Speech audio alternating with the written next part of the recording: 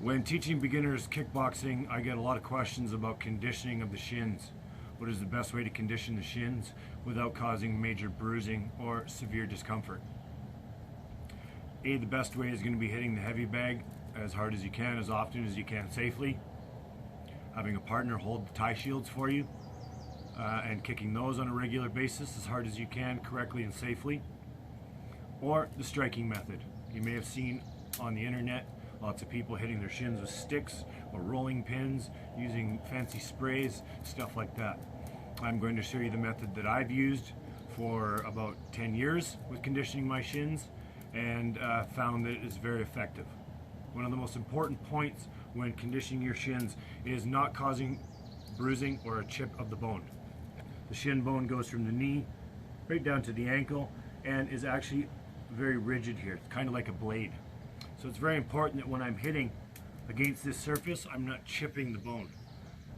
Bone will cause the chip to float inside between the skin and the bone, causing severe discomfort and may need an operation. So I've devised a method combined with methods I've learned before with hitting with a stick to condition my shin without causing a pressure point, but still mimicking the pain or the result of hitting the heavy bag or a person with some significant weight to it. So what I have here is basically just a bundle of plastic sticks. These were rods for blinds that I actually got at IKEA, and they're very heavy, dense plastic. So I taped them together after I snapped it all off, wrapped the handle in string, and now I have an extremely hard item for hitting my shins with, but it will not cause a pressure point, because as you can see, the bundle disperses and causes no serious edge to hit against the bone.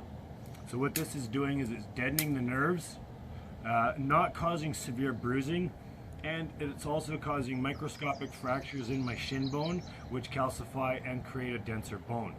So this is a smart way to condition your shin and help deaden the nerves, so that when you're maybe in class or training with a friend, you're not suffering as much pain as you could be. So what I like to do is find the areas that hurt. I tend to have a lot of pain in my upper shin and in my lower shin. I want to impact with this area here, so this is the area that I want to condition. So I start lightly and I work my way down the shin, hitting all the areas just above the instep, and you can even go down the instep if you like to chop at legs from far away, which I will do myself.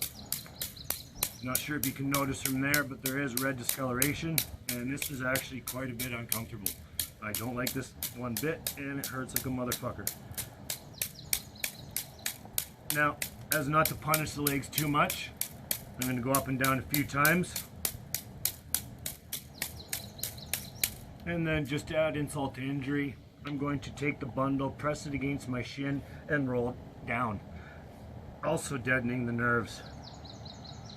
Now from this point on, I don't know if you can see from there, but I'll bring the shins forward, and you can see a lot of red discoloration right on the bone. You can see some of my scarring, whichever.